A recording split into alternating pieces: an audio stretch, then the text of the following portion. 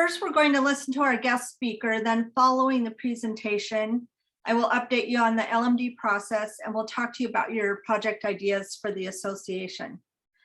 So you will find at the bottom of the screen a reactions little face. And so if you have a question, click on the reactions and raise your hand or type your question into the chat box. The chat box is kind of in the center of your screen on the bottom, at least it is on mine. So that way we don't have interruptions for the speaker, and the speaker will allow for questions after each section that she speaks. And then when I talk, you can ask me questions. I'll give you an opportunity to ask questions as well. So many of you have expressed interest in learning more about septic systems, and you're concerned about old septic systems leaching into Pattison Lake.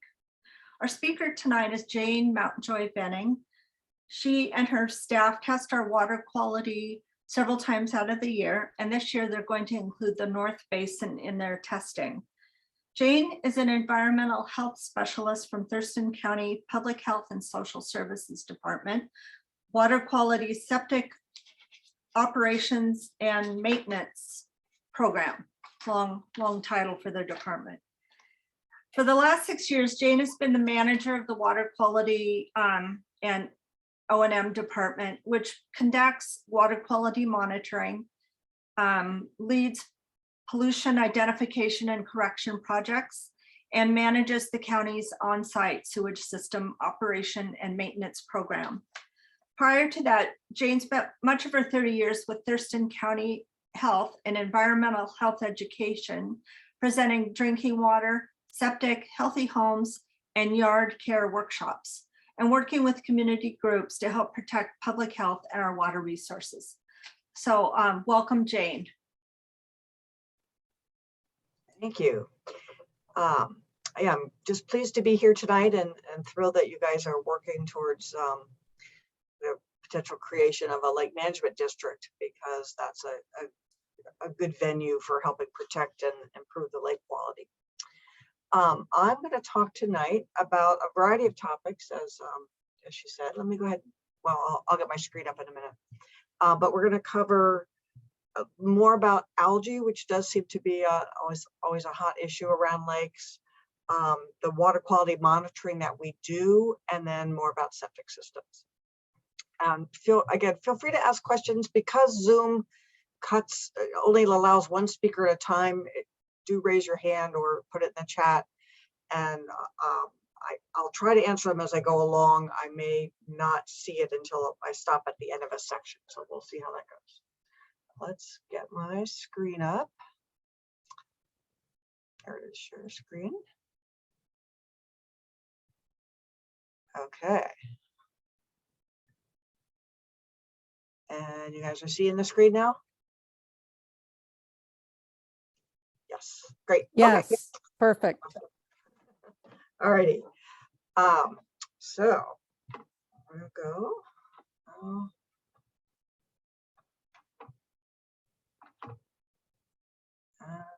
Okay, hold on a minute. There we go.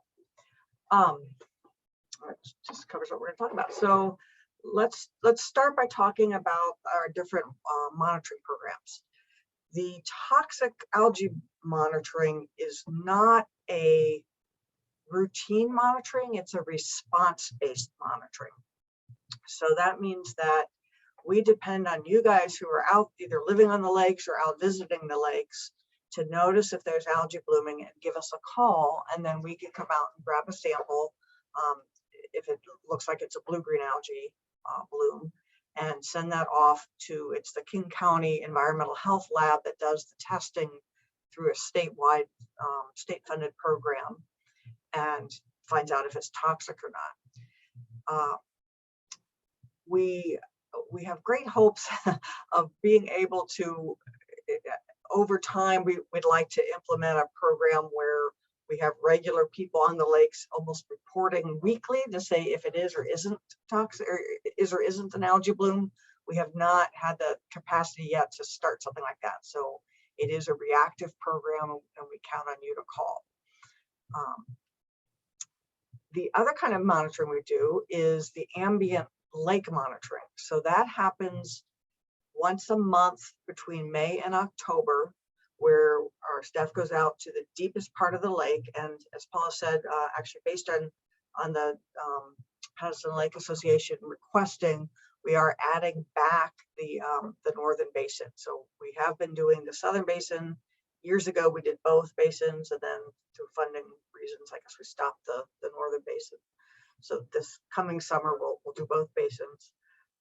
And there we do testing for a variety of water quality parameters. And we take nutrient samples at the just under the surface and just off the bottom. And then we take kind of parameters down through the water column. So things like pH, dissolved oxygen, temperature, etc. We do post those results in our report on our website. I have some of the updated information in the slides tonight. It often takes us, we gather a lot of data, so it takes us a while to crank out those results. And I know that that's frustrating for folks. If you ever need the actual data earlier, you're welcome to contact us with a data request, and we can get you basically the raw data sooner. That's not all interpreted and put into nice graphs and stuff. Another type of lake monitoring we do, but not on Pattison Lake, is swimming beach monitoring. So we do that really at Burfoot County Park in on Puget Sound, and at Kennydale County Park over on Black Lake. So that's a different kind of monitoring where we're looking for bacteria, in particular, close to shore in the area where people are swimming. And if we have high levels of bacteria, then we issue advisories that people should go swimming there. That's it. Okay. So moving on to algae is our concern, and algae comes in a variety of types, I guess. We've got green algae, brown algae, and the blue-green algae. Brown algae includes things like many of the seaweeds. Green algae is thought to be the beginnings of or the origin for our land plants, and then the blue-green algae is what we typically are worried about with the algae blooms. They do, like many plants, they do make their own food using the sunshine. And again, when we get a bloom is when things get a little bit out of hand. So blue-green algae is really old. Really old. So it is something that's been around a long time. It is always in the environment. So it's not something we're ever going to likely get rid of, but it is something that we can control the actual blooms. You may also hear it referred to as cyanobacteria. That's actually the proper name. You'll often, another term that's out there in the public info world is the HABs, H-A-B-S, for hazardous or harmful algae blooms. So all that, and we just call them toxic algae blooms here. So that's because sometimes the same bloom that's just kind of green and slimy can become, for unknown reasons, can become toxic. So we'll talk more about that in a sec. So again, there's some pictures down at the bottom here showing the microscopic pictures of different kinds of blue-green algae. They come in all shapes and sizes. They're all over the place, like streams, ocean, mud, soil, every place. But when conditions are right, again, they can bloom. And they bloom because primarily of the nutrients. Sunlight and temperature also plays a role, but it's primarily the nutrients, and out of the nutrients, nitrogen and phosphorus, and then really particularly phosphorus in the lake environment. It seems to be a worsening problem. There is some debate about, is it really now that we just know that it's a problem and now we're all paying much more attention? So there's certainly an element of that. It does, however, seem that worldwide blooms are happening more frequently, and again, we are now more frequently testing for toxicity. It seems like that is happening more often, but we don't have data going, decades and decades back about toxicity because we weren't looking that much. Lots of things can contribute to those nutrients. Certainly, natural, the poop from the geese and the ducks and all that, from septic, inadequately treated septic, and even a well-functioning septic system does still contribute nutrients to the wastewater. The septic systems are great at treating bacteria and viruses, and not as much for the phosphorus and the nitrogen. And then fertilizers, stuff coming off the roads, again, animal manures of various sorts, wild animals as well as farm animals. So the toxins that we're concerned about, again, the very same algae that's hanging out one day being just plain old algae for reasons we don't understand yet can become toxic. So there are certain toxins that are associated with certain types of algae, but again, they can be non-toxic one day and they can become toxic another day. We don't have enough knowledge to be able to predict when that happens. So the only way to tell really is to test. And the two major types of toxins that we have are the neurotoxins or nervous system toxins, and that's anatoxin A, and then the liver toxins, which is microcystins. Pattison Lake has had both of those present over the years, so they're both of concern. And it's interesting to me, I'm not a doctor, so I'm typically a little more concerned personally on the neurotoxins, and the neurotoxins are the ones that tend to act quickly. That's when we've had dog deaths or whatnot, that's because of a neurotoxin. Most of the health officers at the health department over the years who are doctors get much more concerned about the liver toxins. So the liver toxins do seem to be bioaccumulative, which means they come in your body and stay and build up. And then, of course, there's lots of other liver toxins that you're exposed to. So everybody's got their own health risk, but that the algae could be an additional liver toxin. And then other impacts from algae include, particularly as it's dying, it's using up the oxygen and creates kind of anoxic zones or dead zones, so you get fish kills. It can smell bad. It can, like you guys aren't usually drinking the water at Summit Lake. Well, we've had those toxic algae blooms a couple of years ago. We did have multiple people reporting that the water tasted funny prior to the bloom really taking off. So you could get taste impacts as well, and that's reported in other areas. So Pattison Lake, again, has had reported blooms many years.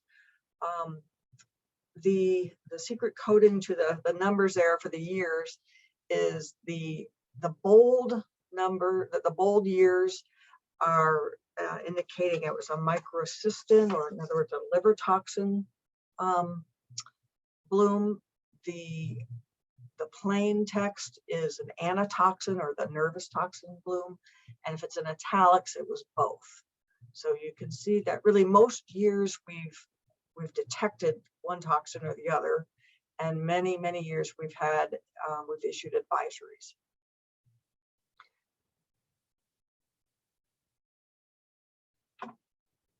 We have a new sign that's going to be debuting this year. That's a statewide new sign. Let me back up a minute. There's been enough sort of confusion between particularly the caution and the warning about what's the difference here and then the danger. So after a lot of discussion statewide, plus the difficulties in getting the signs up and down, is we're getting rid of the caution sign, and instead we're posting signs. We'll be posting signs that can stay up year round, that basically say when in doubt, stay out, and let people know that there have been toxic algae blooms on the lake. And if you see scum, kind of what you should do to basically avoid the scum. So I think that will be helpful. If you are interested in knowing more about, well, two things. If you see it and you want to report it to us, our phone number is posted there. And if you want to get notified yourself that there's an algae bloom happening or a toxic algae bloom happening, we have a way on our website, or I think if you send the information to Paula, she can forward it on to me, or my email will be at the end. You can forward it directly to me. We can add you to our algae alert email, so that I don't think it's too spammy. I'll let others speak to that. But basically what happens with that is when we go out and we confirm that it's a bloom and we take a sample, we let you know. Again, we don't know until we get the test results back if it's toxic or not. And there's a lag time of maybe 3 or 4 days between the time we collect the sample and we get the results back. So we like to alert you so you can use your judgment as to how much exposure you want to have. And then when we have confirmed results that let us know that it's toxic, we let you know again. And then at the point where we can remove any advisory, we would let you know. And then the other spot is this northwesttoxicalgae.org. That is the state program. And you can find out more information there. They have some nice graphs and things if you go into the historical section, so you can look up, what's going on in your lake through the years. And again, we can't tell if it's toxic by looking, and we can't predict when a bloom might become toxic. So the only way we could tell is a laboratory test. And again, there's a delay of a few days. Sometimes in the middle of summer when it gets really busy, it can even be up to a week. So that is an unfortunate part. And that's why we do like to advise people, if in doubt, stay out, because there may be impacts, and you find out 3 days later that it was toxic when you went swimming. That's not a good thing.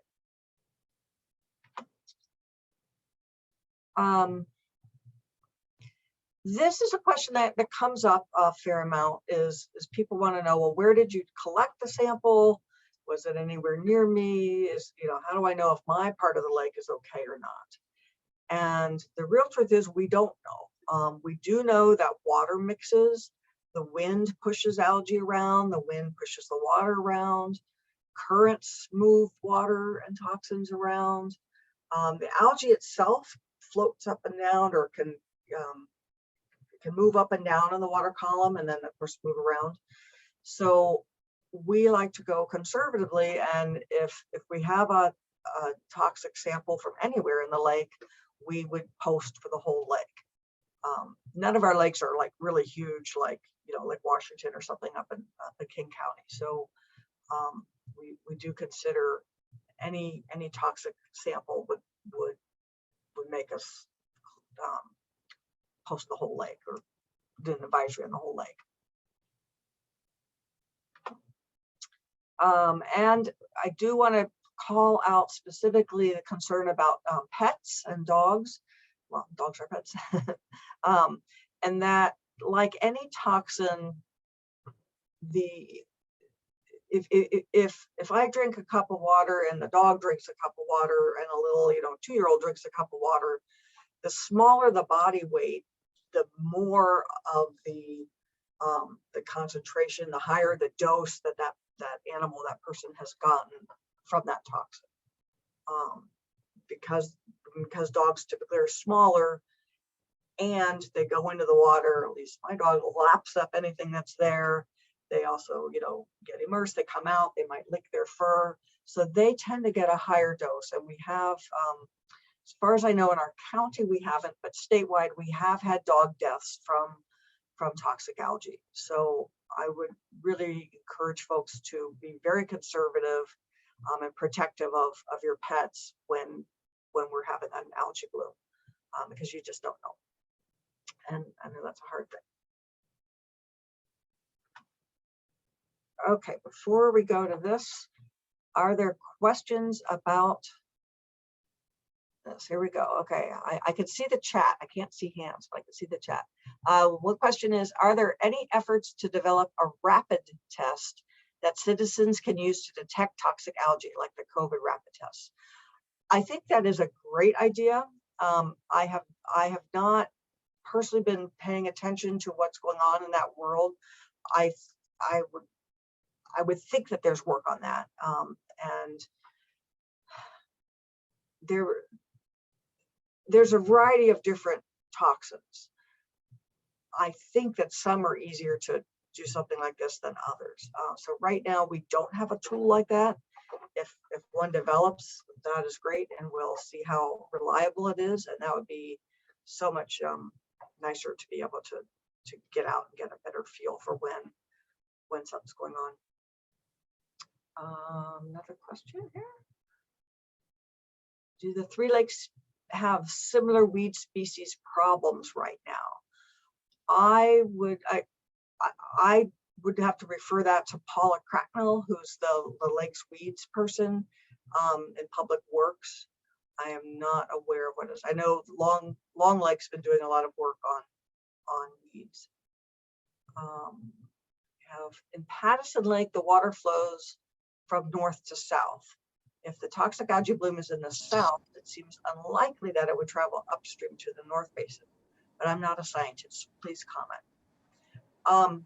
The water flow, again, there's water, there's wind, and there's the algae moving itself about.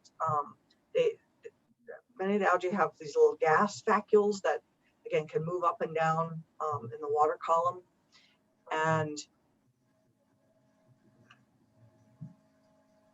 And wind blows things separately from currents. I will also say that Pattison Lake is one that stands out in my mind on a couple of instances where we've had a call from someone, and I went out, and this was in the North Basin, went out and looked, and it didn't look bad to me whatsoever. You know, there's a little bit of scum, hardly anything out in the lake. And I was, I took the sample. I was not expecting anything, and it came back, like I think 16 times higher than the advisory level. So it's kind of a fool you.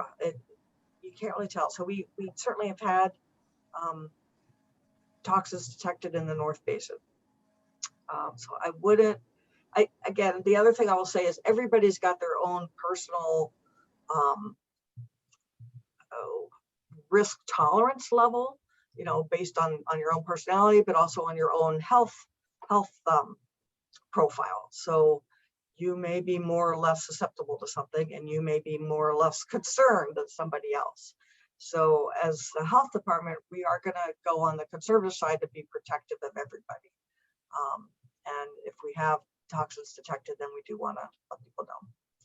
Another question is, does toxic algae bloom make fish toxic to eat? So that's one. There's ongoing research on that, and the advice now is that it would be safest to catch and release if you want to go fishing. That's for sure. The official advice is to, if you do catch fish during an algae bloom, a toxic algae bloom, to clean it really well, get rid of the guts, the intestines, and then rinse it real well in clean water. There's some evidence that there may be a bit getting into the fish, but it's fairly inconclusive right now. So that's one of those kind of at your own risk. And unfortunately, fortunately there's a lot of research going on, but unfortunately we're early in that process, and there's a lot of things we don't have answers for.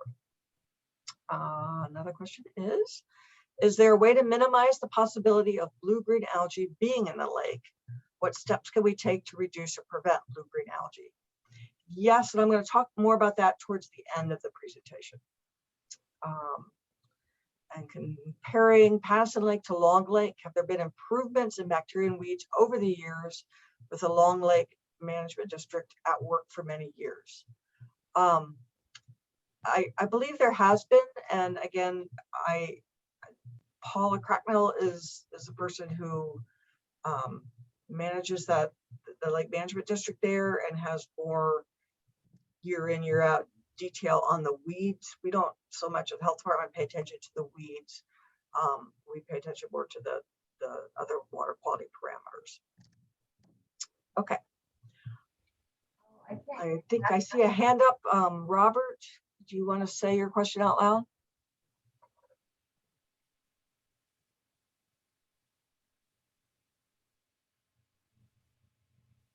Nope. Robert? Okay, we'll get back to you later. Let's go on to talk about the water quality sampling that we do. So this is the map that shows where our sample site is for the South Basin and the North Basin. I'll have to relook because we haven't done it for so long, but it'll be somewhere in this deep zone, probably out in the middle there. So again, we do this once a month, May through October each year. And I'm not going into everything we've looked at. I'm focusing on the nutrients because that's seems to be what people are most interested in. So this black dotted line here is the action level, the state action level in our area for the bottom, or I'm sorry, the surface total phosphorus, which is this blue line. So anything that's above this black dotted line, which is most of the years of sampling, the surface total phosphorus levels have been higher than the action level, which tends to lead towards algae blooms. The bottom total phosphorus level, there is not a set action level. One of the things about phosphorus is it does stay in the lake and it gets down in the sediment. And then lakes, as you may know, go through a process where they stratify, where it's warmer at the top and colder at the bottom. And then at some point in the year, they turn over or they mix. And that, when they're stratified and there's not much oxygen down at the bottom, that starts to allow the phosphorus that might be in the sediments to come out into the water, but it tends to stay at the bottom until the lake turns over, and then you have that mixing that occurs, and that's often when you get the bloom. So the fact that there's some pretty high levels there in the bottom is also of concern. Another thing we look at for lakes is the transparency, or how clear it is, and we measure that using a Secchi disc. So this is looking at the long-term average, which at Pattison Lake is 2.32 meters that we could see averaged over each summer. And where the bars are higher, those are years where the clarity that year was greater than average. Where the bars are lower, those are years where the clarity of the water was lower than average. So the last 3 years and last year we had lower than average clarity in the lake. Another thing we look at is the ratio of the total nitrogen to total phosphorus. And if it's, again, above this line of 10, then the lake is considered to be phosphorus limited. And if it's below, it's nitrogen limited. So Pattison Lake is definitely phosphorus limited. In other words, in order to prevent the algae blooms, we want to really look at controlling the phosphorus that gets into the lake, knowing that there's already a bunch in the lake, so you don't want to add a whole bunch more. And then there are techniques such as using the alum treatment that you put in the lake that ties up the phosphorus so it's not able to be released into the water. And that's something that lake management districts often do. And then another thing we look at is a combination of the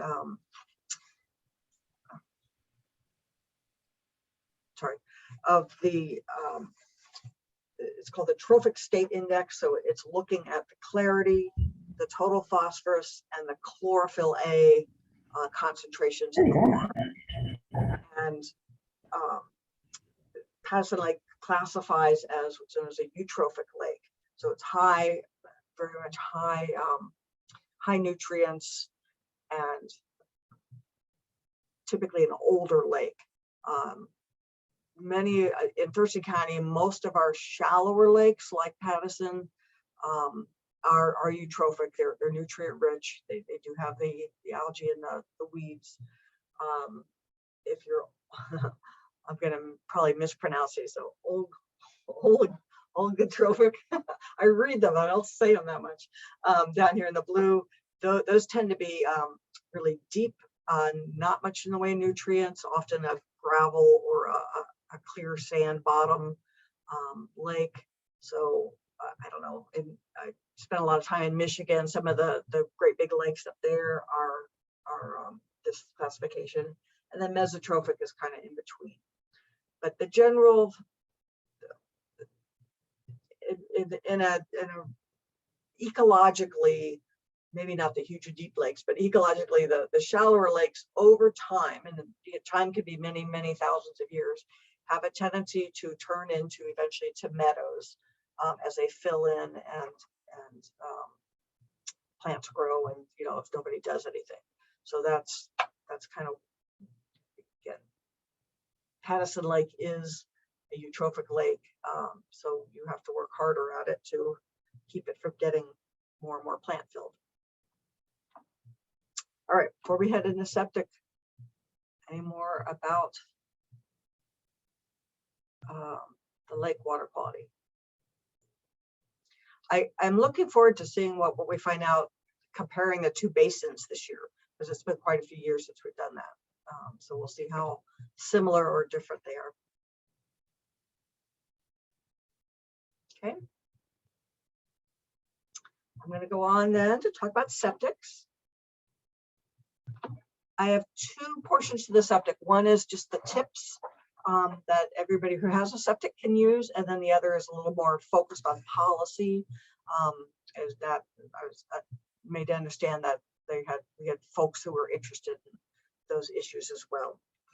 So septic systems, as you probably well know, is what treats your wastewater if you're not on sewer. And just a reminder that pretty much, except for the folks out at Summit Lake, pretty much all of us in Thurston County depend on groundwater for our drinking water. Either you have your own well or you're on a small water system. I'm guessing many of you are on Pattison Lake water system or Lacey City water, or have your own well, or there's any number of small systems. So a lot of the sanitary code has to do with making sure that by the time the wastewater has gone through your septic tank and through your drain field, it's fully treated before it hits our drinking water or gets into the lake or other surface water.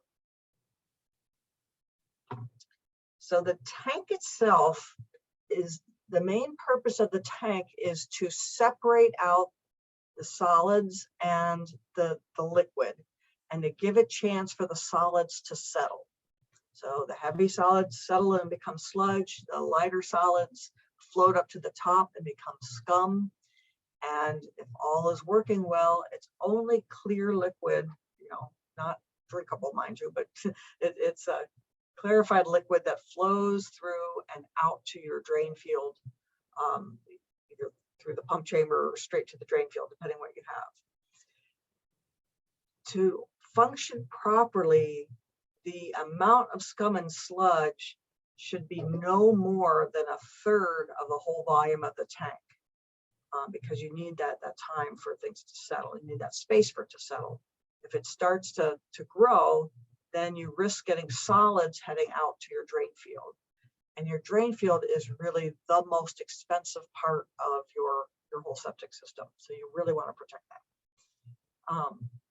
Another thing that or a tip is to really spread your water use out, because, for example, if you have a load of laundry, that's a lot of water coming in at once.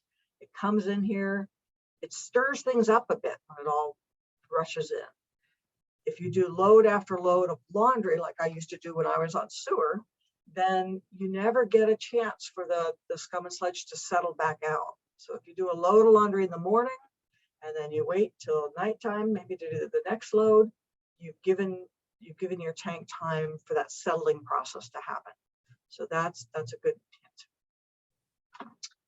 hint. Another thing is we really recommend that you inspect your septic system every year and pump it when it needs to be pumped.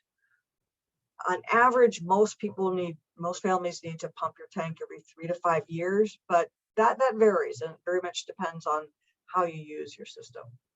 So somebody's doing the pumping. It actually doesn't smell as bad as you would think, although I understand that's subjective. It's pretty subjective. But one of the things we also recommend to make it easier to do that inspection and that maintenance work is if you have the older tanks with this horribly heavy lids that are buried underneath all that dirt, is to go ahead and install risers, because then all you need to do is unscrew the top of the riser and you're in and out in a flash. And to make that happen, we do offer right now through a grant, we can offer riser rebates if you don't have them already, of up to $100 or $50 per riser to folks it's geographically based, but you guys are included in the area that works. We also do have some financial assistance available for low income people to help with basic maintenance. Again, this is a grant funded program that we have through the end of this year. Another tip, if you remember, I talked about the job of the septic tank was to keep the solids back, is adding a filter. This is an older type of filter, a sock filter. There's other types as well. And this just fits into your outlet baffle and is a last chance for solids to get sort of, stopped by the screen before heading out to your drain field. So it is very effective. It minimizes the risk to your drain field. It does, however, give you an extra chore to do, because this type of filter you would want to be hosing off probably once every 6 months. Some of the other filters don't need it that frequently, but it is a bit of a, maybe not your favorite chore to do, but an important chore. One of the things we found through our operations and maintenance program that we've had going on, particularly in the Henderson water, the marine recovery area, and then also Nisqually, where we in folks who are subject to those that require operational certificates, renewable operational certificates for their systems, and have to get them inspected on a regular basis and report to the health department. What we found is that short of pumping, the most common repair that's needed is the baffle. The outlet baffle has failed one way or another. And one of the reasons for that is there's a lot of pretty noxious gases produced by the septic system that can eat away at the concrete and weaken it over time. And so when that starts to crumble, then you don't have that barrier to keep the solids from getting into your drain field. So again, you really want to avoid clogging up your drain field. So taking care of repairing the baffle is relatively inexpensive, compared to a whole new septic system. A relatively inexpensive repair and can extend the life of your system quite a bit. So that was good to find out that was really one of the more common repairs needed. Another, I guess, common cause of failure is too much water. I mentioned doing, spreading out laundry or spreading out water over the week is a good idea. Really checking to see if you have toilets that are running that maybe you don't hear or you don't notice, that can overwhelm a system. This is an example of basically a brand new system. It was like a 4-year-old system that failed. And what turned out was that there was a toilet running that nobody noticed, and it was continuously adding water to the septic system, which overwhelmed the ability of the sand filter in the drain field to treat it. So that's, again, it's a pretty simple repair to fix a running toilet compared to fixing a whole new, a whole septic system. And I didn't mention, we offer workshops that go into great depth on this, but basically the final treatment of your sewage happens by the microorganisms that are living out the soil in your drain field. So you really, it's kind of like you inherited about 3 bazillion little pets out there. You want to treat them nicely. And you do want to make sure they get their adequate food coming from your septic system, but you don't want to overwhelm them. You don't want to drown them. You don't want to squash them and keep the oxygen from getting to them. So just be nice to your little friends out there in the grass. Other tips, again, inspect your tank each year, pump it when it needs to be pumped. One of the advantages of the regular inspections is you can catch problems while they're still small and take care of them then. And using less water is the big one, and spreading out the water over the course of the week. And then again, treating your drain field with carefully, kind of know where it is. Don't let people park there. Don't let horses or cows or stuff like that hang out in that area. Keep it well protected. Okay. Before I head to the next section, are there septic maintenance questions?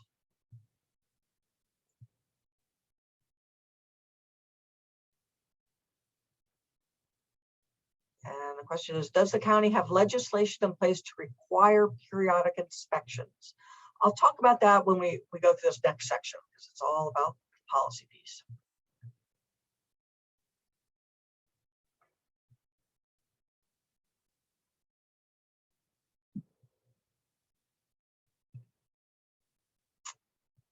Okay, I know it can take a little while to type and figure out where the typing is, so I'd like to give you a chance. So we had kind of a unique opportunity between 2016 and 2019 to really look at the results of a variety of education and legislative regulatory scenarios. Somewhat on purpose and somewhat by accident, this came about. So I want to go over that with you. So in Thurston County, we have, well, in 2019, it was 54,000 plus septic systems. Today, it's closer to, well, it's over 55,000 septic systems in the county. And some septic systems, about somewhere between a quarter and a third, require what we call a renewable operational certificate. And that's the tool that we use at the health department to require and have you report to the health department inspections. And then if you require this renewable operational certificate, we look over those inspections, and if there's some deficiency that's of concern, then we let you know about it, and we require you to get that fixed before we'll issue the operational certificate, and you need to have the certificate. We, at this point, have not required that countywide. That has been discussed. By state law, really, every septic system is to be inspected every 3 years. We don't have quite the resources to follow up on that as vigorously as we would like, though with new things happening that will help with that. So we want to look at the results of how current are people with these operational certificates and these inspections. So in the marine recovery area, so that's Henderson and the Squally marine recovery area, every system is required to have an operational certificate, and 88% are current. Well, actually not today, it's 89% are current with their maintenance, which means that they've had the inspection, and if there were any deficiencies, they've taken care of it. So we're pretty sure they're working as they should be. Elsewhere in the county, there are complex systems that also require operational certificates, but not every system does. And the other systems that again have required operational certificates, again, a very high compliance rate, 84% are current in their operational certificate. OPC stands for operational certificate. So basically current with their inspections and their maintenance. Then when this was going on was the time when Summit Lake was considering a lake management district and was doing a lot of outreach. And it was soon after they had the big algae bloom, the toxic algae bloom in 2017. There's a lot of interest. And so they were doing, the lake community was doing their own outreach to the residents, including sending mailings to people saying, hey, if you haven't got it inspected, you should do that. We really encourage you with some outreach. So it's something like, again, for the systems that required operational certificates, not as high as marine recovery areas, but about 3/4 were current. Elsewhere, only about 30% were current.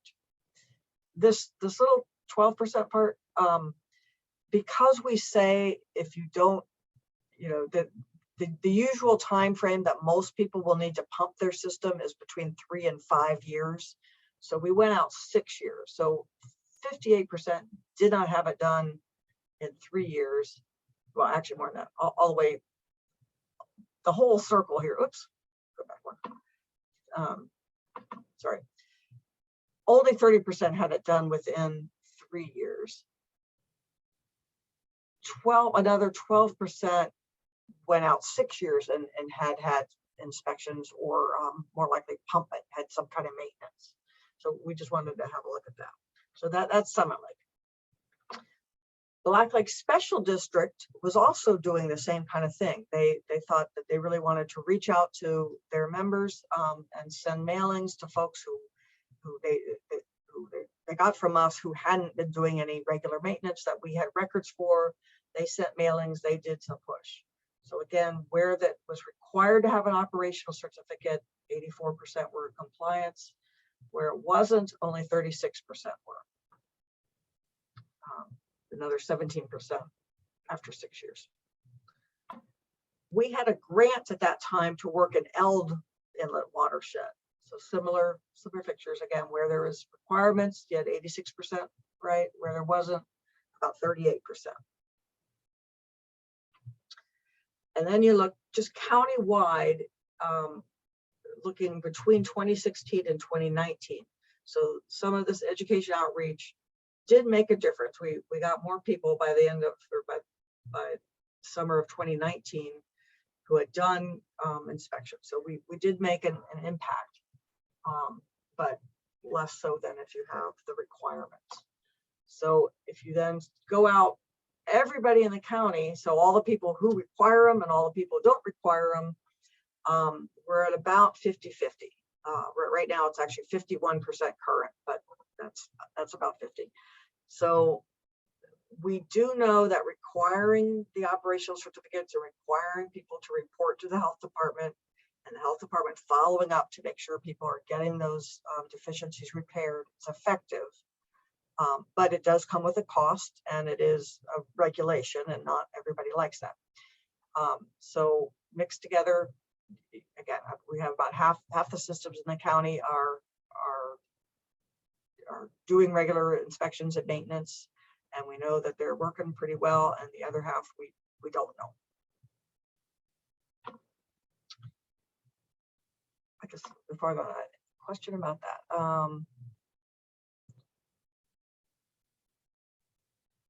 Another question, how many times typically do systems fail and pollute a lake? That's a tough question. A particular system, whether it fails or doesn't fail, has a lot to do with how well it's maintained. There are things that happen over time, like I talked about the gases eating away at the concrete. So, but if you're paying attention to it and you notice that's happening and you take care of it, then your system maybe won't fail.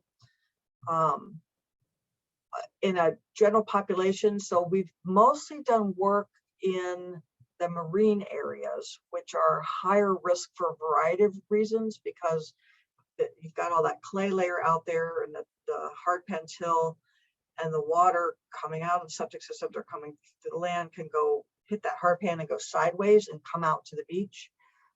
So in those areas where when we go in a new area, we've often hit about somewhere between 14 and 17, 18% failure rates in those areas. I don't know that it's legitimate to say that's countywide that would be a failure rate, because again, the soils are going to vary. But it is, you know, it is a something of concern. So, and where, you know, where your system happens to be in fails also makes a difference. So next to a lake is going to be probably more risky than out on a farm with good gravelly, you know, good sandy loam soil and nobody around you, and it goes down to the ground and hopefully is treated before it gets to your groundwater. So it varies. Not a great answer, I know. That's what it is. Other questions?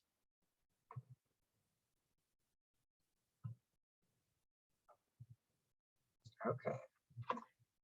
So I did want to point out, this was a study a few years ago looking at high nitrate areas in the urban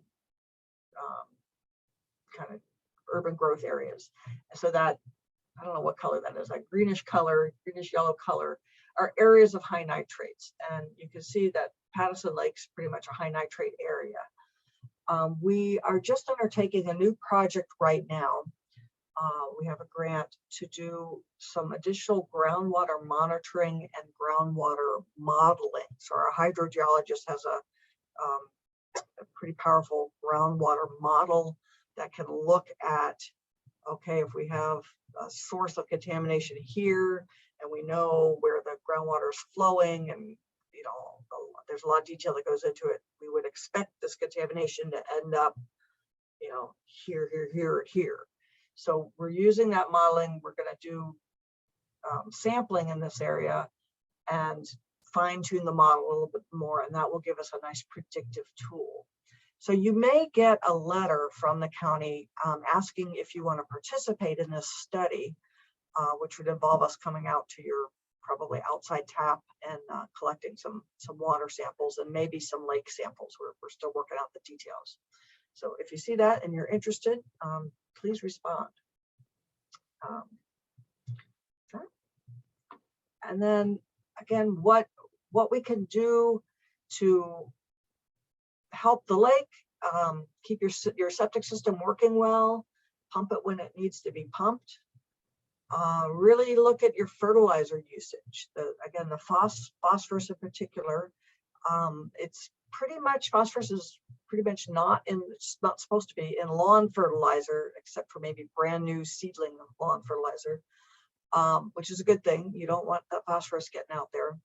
If you have vegetable gardens or flower gardens or things like that, I would really encourage you to take a soil test and see if you actually need to add any phosphorus before adding some kind of a general fertilizer that includes phosphorus.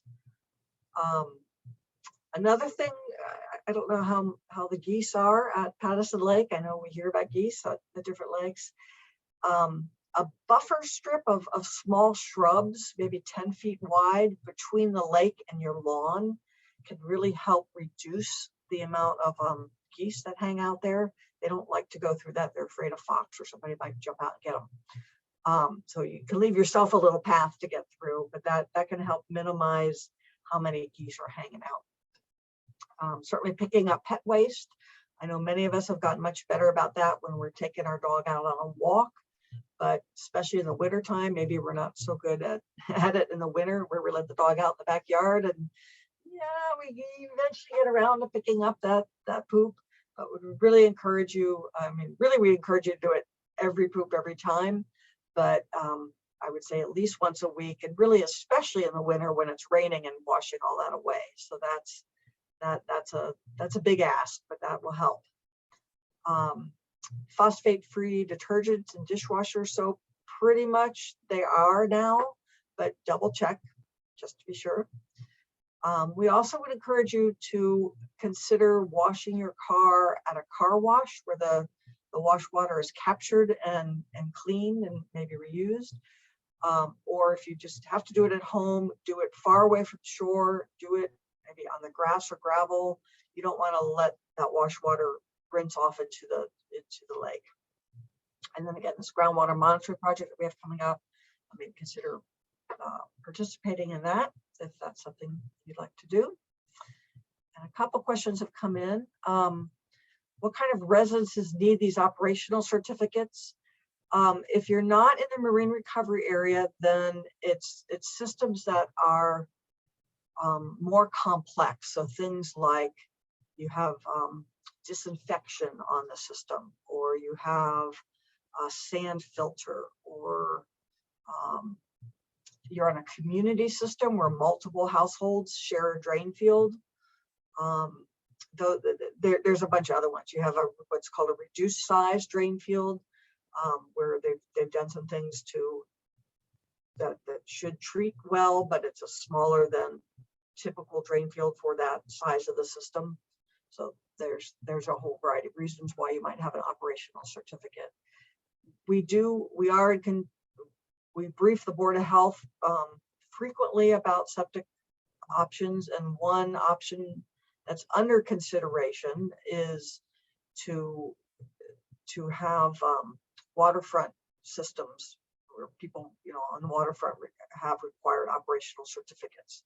They have not decided on that, but that is something that's been floated. And then a question is, could high nitrate areas be associated with agricultural fertilizer? It could be, though. Some of the high nitrate areas are not particularly agricultural areas. They are areas of dense septic systems. So, nitrates come from lots of things, and it includes agricultural fertilizer. It also includes, again, our septic waste and other things as well. And then, just to be clear, lawn fertilizer does not have phosphorus. In the state of Washington, there was a law passed, it's probably, I don't know, more than 5 years ago by now, maybe 10 years ago, that made it so you could not have phosphorus in lawn fertilizer. That being said, I would say things aren't perfect, and it's up to you to check your label. So whether there's phosphorus or not. Phosphorus is the middle of it, and NPK, nutrients on the bag fertilizer. Yeah, it's not supposed to. And then, are there effective tests of contaminants flowing into lakes?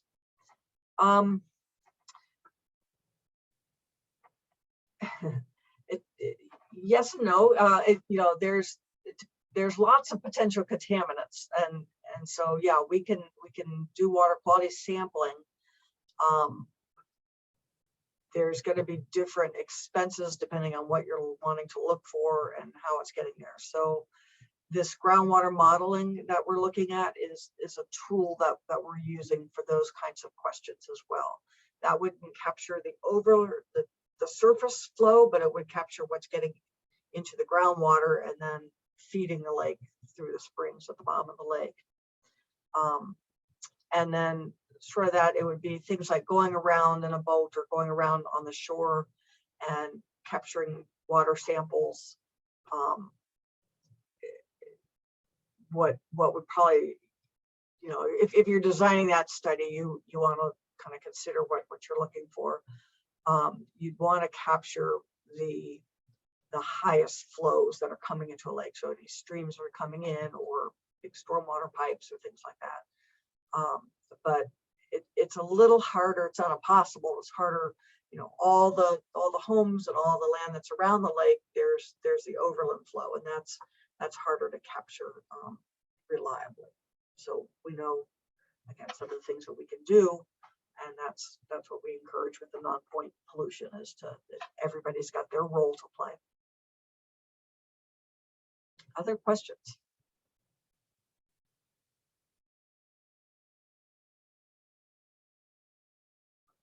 Okay, one more. Oops. Just want to give you a couple of contact information. So should have left that one up longer. I'm Jane, and that's my contact information. Feel free to call me. Sarah Ashworth is our lead water quality field staff. So she's the one who's out there on the lake all summer long collecting the samples. She was hoping to be here tonight, but she had a veterinarian situation come up, so I don't think she made it. But that's her contact information. And it's, again, she's often the one who's out there actually collecting the samples, and we'll be doing the groundwater monitoring as well. So we'll be back in touch with you if you're interested in participating in that project. And a question about when people call in a report for blue-green algae, what percentage of the time is toxic? That completely varies. There isn't a set percentage. You can look at the Northwest Toxic Algae website, and you can see the historical graphs for the number of samples that were collected, and then what percentage, how many of them came up toxic and how many of them was a toxin detected but below the advisory level.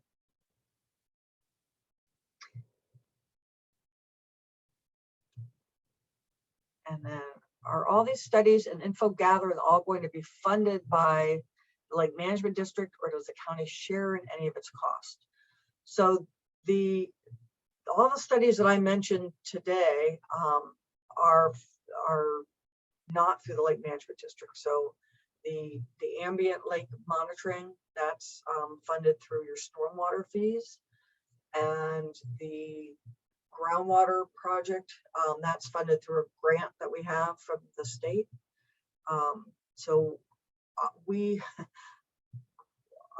Our program has a wide variety of funding sources, and what we tend to do is look, and when we see a need or a problem, then we look for how we can address it. And so we have, I think it's like 36, 38 different funding sources in our program.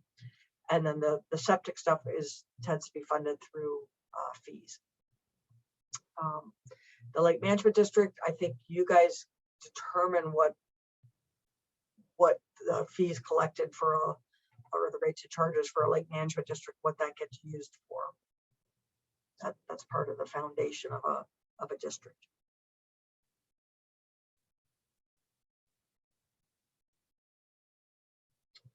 Questions? Okay, I'm going to stop sharing my screen, so hurry up and jot down the address, the phone numbers and stuff. There we go. All right. That's it from me.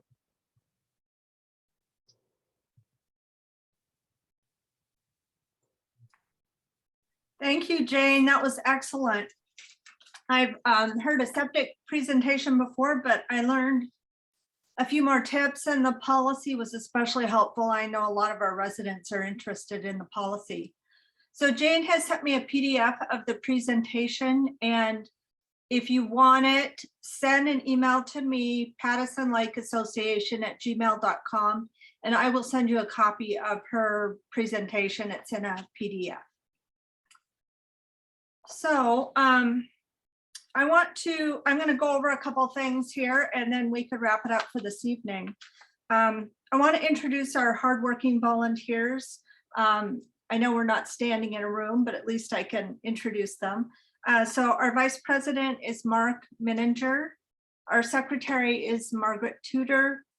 Our Treasurer is Celia Nightingale, and she's helped by Wayne Barkowski. So thank you, Wayne, for stepping in. One of our members is Mike Beeler, and our newest member is Pamela Holsinger-Fuchs. So welcome, Pamela. She'll be at our next meeting that we have soon. I want to give you an update on the Pattison Lake LMD process. At this time, the county staff members are preparing the final documents to go to the county attorneys and then finally to the Board of County Commissioners. It's anticipated that the documents will reach the county commissioners around mid-March. And you can look online to see when the topic will be discussed by the commissioners. If you have trouble finding that online, I just Googled it and found it. Just Googled Thurston County Board of County Commissioners. But if you have trouble finding it, send me an email at Pattison Lake Association @gmail.com, and I will send you the link. So Beth, do you want to put up that LMD timeline document? Okay, so this document outlines the process. It summarizes the process. The process that the county gave us was long, and I put it in a Word document, and it was even longer. So we condensed it again, and we try to make it as simple as possible to read. So hopefully by mid-March, the Board of County Commissioners will pass a resolution of intention. Then around May, there will be a public hearing on the resolution. And all these dates are fluid, so don't hold me to them because they're completely controlled by the county. Then the Board of County Commissioners approves the LMD and approves the resolution for a vote by property owners. That's approximately July. Then in August, the PLMD ballots will be mailed to the property owners, and that's when you will be able to vote on the LMD. Then the next step is the Board of County Commissioners passes the ordinance creating the PLMD and sets public hearing for any objections. And that's in September. And then in October, there's a public hearing on charges. And that's if you have a concern about the rates that the committee came up with, you can express your concern about those in October. And then later that month, the Board of County Commissioners passes a resolution and the treasurer bills the property owners. And then I think we get our taxes in around, or rates in around November or so. So that's a rough estimate of the process. When I know more, I can inform you through our e-blasts as I get the information. But right now it keeps, it's going to keep changing. We just all have to be patient, especially me. I'm not very patient. When if your property is within the PLMD boundary, you'll be notified by the county of the public hearing. So they will notify you. I will not. It's out of my hands. There will be, as I mentioned, there will be at least 2 public hearings. They will be held on Zoom. So we would like many of you to appear at the meeting to show your support of the PLMD, and we will need some of you to speak to the topic. If you want to speak, contact us at Pattison Lake Association at gmail.com. Margaret Tudor and I have identified several people who have offered to speak at these public hearings, and she will contact you within the next few months to talk to you about it. And we'll give you some talking points as well. I want you to remember that the Pattison Lake LMD and the Pattison Lake Association are separate, completely separate. So at this time, the Pattison Lake Association is promoting and working on the PLMD, but when the LMD is final, they will be completely separate. I know that may be confusing to some of you. That's why I bring it up every time we get together. From now on, we're going to refer to the Pattison Lake Association Steering Committee as the Board of Directors. It will lessen confusion when we have the Pattison Lake LMD Steering Committee. So again, our officers are the Board of Directors. We're no longer going to refer to ourselves as the Steering Committee. So at this time, I just have a couple more things, but are there any questions regarding the LMD process?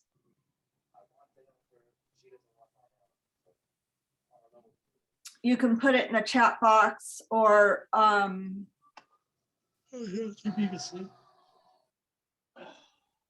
does anybody have any questions about the LMD process?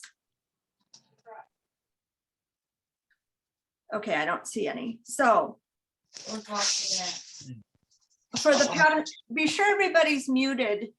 Be sure you're muted yourself. For the Pattison Lake Association, we are drafting bylaws right now. If you want to help, send us an email. And many of you have returned the volunteer form to say what skills you have and what you're willing to help us with. If you haven't filled it out, send us an email and we'll send you the form.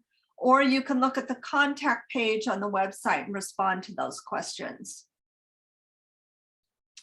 We also want to know what you want the Pattison Lake Association to focus on. We have a few ideas from past meetings. We have somebody interested in the history of the lake inhabitants and the resorts, and also the Native American presence before we were here. What did they use the lake for? There's a local tribe that I heard a spokesman speak about that they used the lakes in the past. And so she probably has information on that. So if you're interested in the history, we'd like to learn more about it. Our speed limit buoys need to be upgraded. They're starting to get a little ratty looking. One of them is almost impossible to read, so that would be a good project. We often have derelict floating logs and docks in our lake, and we could talk about how to deal with them, and maybe some people would like to disable them, or we could put them off to the more conservancy areas. So the fish and wildlife, mostly the wildlife, could use them, the otters and the ducks. So if any of these topics interest you, let me know. We can form subcommittees and work on them.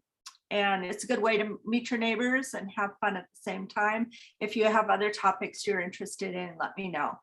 The LMD will handle the water quality issues. So as the Lake Association, we're not really going to handle water quality issues, but we could talk about our concerns and pass them along to the Pattison Lake Management District. We're anticipating meetings twice a year with speakers. For example, we could have a speaker from Fish and Wildlife talking about the fish and the creatures who live among us and other topics. So let us know what you're interested in learning more about.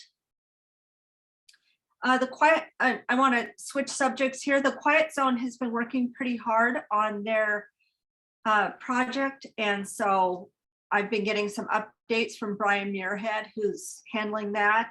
And they did some sound testing around the lake so that they could test the decibels of the train horn and get some facts. They're going to be talking to the county commissioners.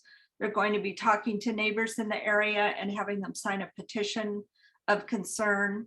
And then they will send that to the county commissioners. The Quiet Zone has nothing to do with the Lake Management District. It's a subcommittee of the Pattison Lake Association. And we appreciate all the work that the Quiet Zone Committee is doing. We'll have another report in our next newsletter in March from the Quiet Zone. So does anybody have any questions? I don't see any questions. I want to thank you for attending and for caring about the health of Pattison Lake. We're going to do some really exciting things and really looking forward to the water quality testing that will be done. Not only what Jane is doing, but the extensive water quality testing that Paula Cracknell and her team will be doing. So our next meeting will be May 17th from 7 to 9, and we're planning on having that meeting at the Lacey Community Center. So mark your calendars for May 17th, and I'll send out a reminder in the e-blast. And be sure to check our website for other information. It's PattisonLakeAssociation.com. So as I mentioned at the beginning of this presentation, we are recording this. And so we are going to post the recording on our new YouTube channel, which I will set up. So I will send a link to that in our e-blast, which usually comes out around the first of the month. So watch for that. So I hope you have a very pleasant evening, and thanks for participating. Send any questions to PattisonLakeAssociation@gmail.com.